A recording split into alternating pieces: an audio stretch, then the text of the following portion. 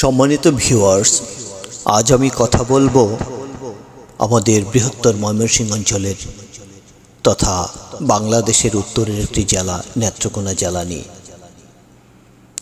বাংলাদেশের উত্তরের শান্ত সবুজে ঘেরা একটি জেলা যার নাম নেত্রকোনা। এই জেলার সৌন্দর্য, প্রকৃতি, ইতিহাস ও সংস্কৃতির অনন্য মিলনস্থল। এখানে রয়েছে রেল স্টেশনের ধ্বনি, আধুনিকতার প্রতীক মেডিকেল কলেজ আর জনজীবনের উন্নয়নে নির্মিত বিভিন্ন গুরুত্বপূর্ণ স্থাপনা।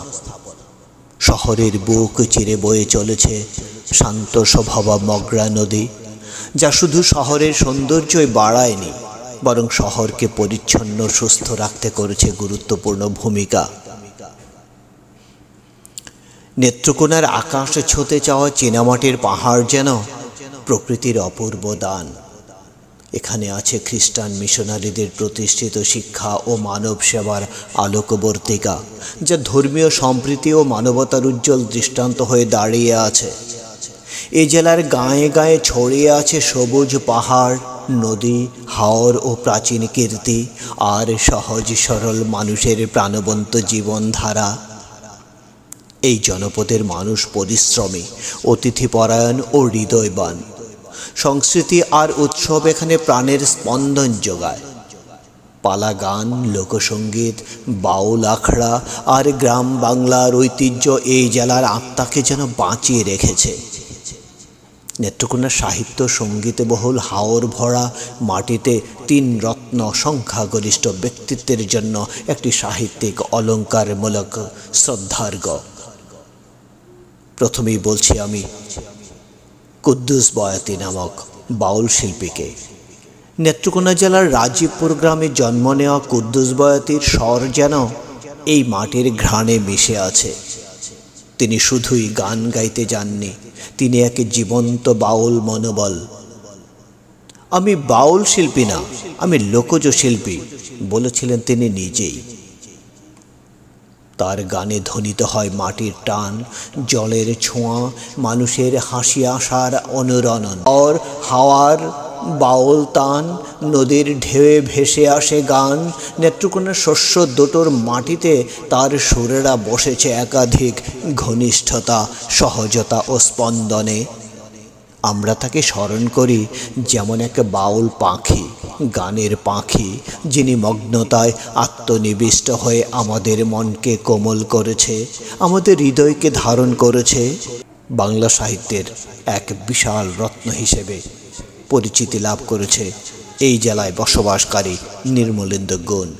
বরেণ্য কবি নির্মলেন্দু গুণ 21 জুন 1945 সালে নেত্রকোনার বারহাট্টা উপজেলার কাশবনে জন্মগ্রহণ করেন। তার কবিতায় ধনাধিকার যেমন নারী প্রেম, শ্রেণী সংগ্রাম ও স্বৈরাচার বিরোধী চেতনায় সুগভীর, তেমনি জীবনানুভূতির গভীরতা ও বৃহত্তর মানবীয়তার দৃষ্টিকোণ অনুধাবনযোগ্য। তিনি কবিতার পাশাপাশি গদ্য, ভ্রমণ কাহিনী ও চিত্রচর্চাও করেছেন। তাই তাকে বলা যায় সাহিত্যের বহুমাত্রিক শিল্পী। তার রচনায় মিশে আছে নেত্রকোনা জেলার ধীর স্থির প্রকৃতি, মানুষের আদ্যাস্বরূপ, সময়ের গতি। নেত্রকোনার মাটি তার রচনায় জীবন্ত হয়েছে। পাহাড়ের নীরবতা, নদীর স্রোত, গ্রামের আভাস সবই কবিতায় প্রতিফলিত হয়েছে। তার জন্য আমাদের কৃতজ্ঞতা, কারণ তিনি এই মাটিকে বাংলা সাহিত্যের এক মর্যাদা সম্পন্ন অংশ করেছেন। বাংলা সাহিত্যের এক অপরূপ রত্ন হচ্ছে বাংলা সাহিত্যের রূপকার যতীন সরকার। অধ্যাপক যতীন সরকার 18 আগস্ট 1936 সালে নেত্রকোনা জেলার কেন্দ্র উপজেলার চন্দ্রপাড়া গ্রামে জন্মগ্রহণ করেন। তিনি দীর্ঘ 4 দশকেরও বেশি সময় বাংলা ভাষা ও সাহিত্যের শিক্ষকতা করেছেন। প্রগতিবাদী চিন্তাবিদ ও প্রাবন্ধিক হিসেবে তার পরিচিতি রয়েছে। তার রচনায় লৌকিক ঐতিহ্য, সমাজ বিচার, মুক্ত চিন্তা ও বুদ্ধিজীবী ভাবনা চিন্তা পরিলক্ষিত। নেত্রকোনার মাটিতে জন্মা এই মননশীল ব্যক্তিত্বকেই আমরা পরিলক্ষিত, আমরা আজ এক দৃষ্টান্ত স্বরূপ স্মরণ করি।